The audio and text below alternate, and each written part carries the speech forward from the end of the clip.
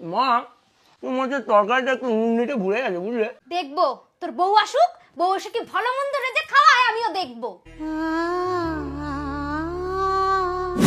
মা আমার এই জামা কাপড়গুলো একটু কেচে দিও তো।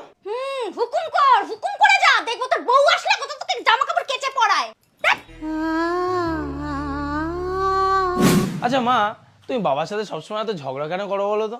জ্বালায় পড়ে করি বাবা, জ্বালায়। তোর বউটা আসুক, দেখবো তোমাদের কত প্রেম প্রীতি থাকে। মা চলো খাবারটা খেয়ে নিই আমরা, চলো। খাবে না?